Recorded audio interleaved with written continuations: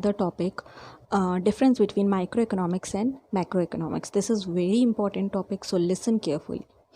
Yeah, microeconomics is a word comes from Greek word micro, which means small. Okay so microeconomics एक word है बच्चों जो कहाँ से आया है, माइक्रो से आया है, और MIKRO micro, okay, which means small.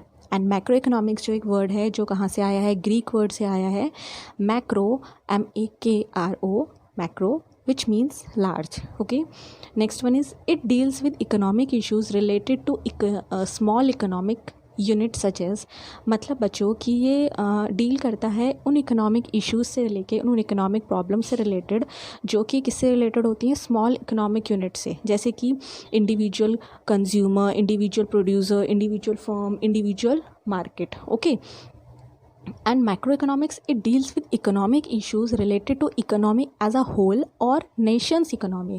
मतलब ये उन इकोनॉमिक प्रॉब्लम से रिलेटेड बात करता है जहाँ पे हम पूरी एज अ नेशन की इकोनॉमी की हम बात कर रहे हो. ओके, पूरी नेशन की.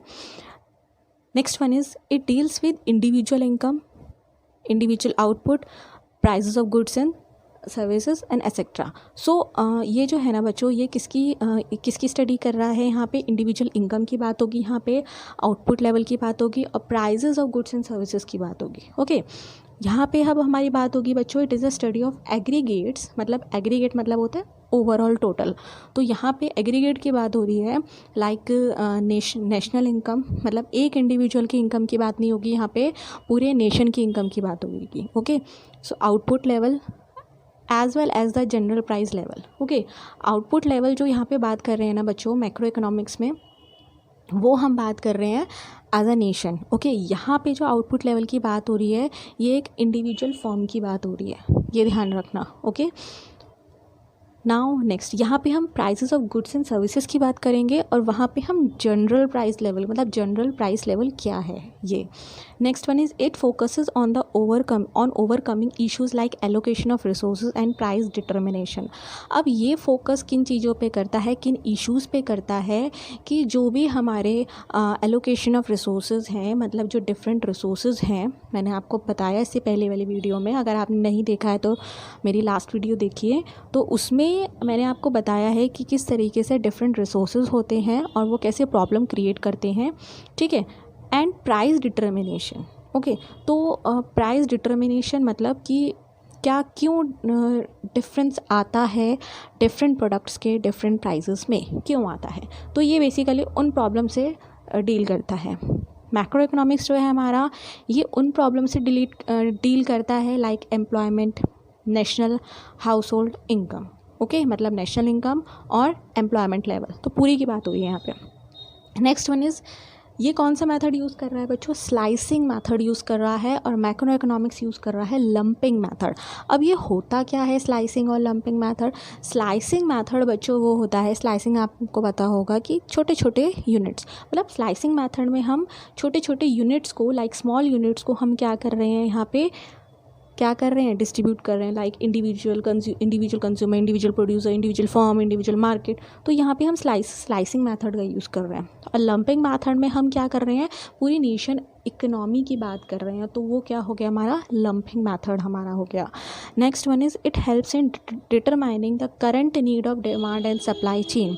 अब यहाँ पे जो माइक्रो इकोनॉमिक्स है ना, ये क्या करता है, ये जो करंट नीड है ना डिमांड एंड सप्लाई की चेन की, ये उसकी स्टडी करता है. ओके, ये उसकी स्टडी करेगा. एंड जो हमारा मैक्रो इकोनॉमिक्स है, ये जो हमारी स्टडी करेगा ना, ये करेगा हमारी एग्रीगेट डिमांड एंड सप्लाई की. Okay, of targeted economy. Targeted economy मतलब जब हमें एक कंट्री की इकोनॉमी की बात करनी हो. ठीक है, तो एग्रीगेट मतलब समझ गए, ओवरऑल डिमांड एंड सप्लाई. यहाँ पे सिर्फ एक किसी यूनिट की बात हो रही है. ठीक है, एक फर्म की बात हो रही है डिमांड एंड सप्लाई की, लाइक एक कंपनी की अगर हम बात कर ली, सपोज़ करो हमने यहाँ पे माइक्रो इकोनॉमिक्स में जो हम डिमांड एंड सप्लाई की बात करेंगे ना, वो हमने सपोज़ करो हमने कर लिया वेयर हाउस से रिलेटेड. ओके, सो हम यहाँ पे वेयर हाउस से रिलेटेड बात करेंगे. ओके, बट वहाँ पे जब हम डिमांड एंड सप्लाई बात करेंगे ना एग्रीगेट की, तो हम ऑल सेक्टर्स को लेंगे. ओके, तो ये डिफरेंस है. Now next one is it helps in setting equilibrium between consumer and firm.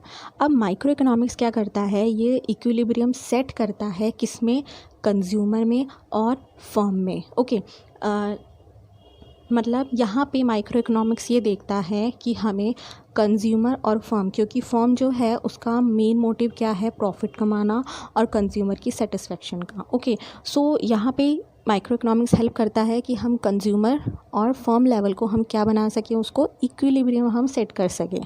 और मैक्रो इकोनॉमिक्स में हम वो ये देखते हैं कि इनकम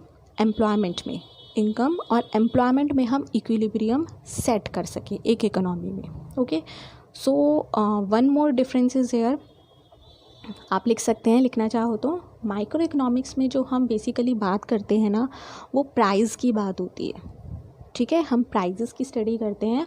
मैक्रो इकोनॉमिक्स में जो हमारी बात होती है ना बच्चों, वो इनकम की बात होती है, ठीक है, ये डिफरेंस है। यहाँ पे हम प्राइजेस की बात करते हैं, माइक्रो इकोनॉमिक्स में हम इनकम की बात करते हैं।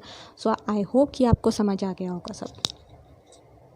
Yes, students, if you like my video, then like, share and subscribe my channel, as well as press the bell icon for upcoming notifications. So till then, bye.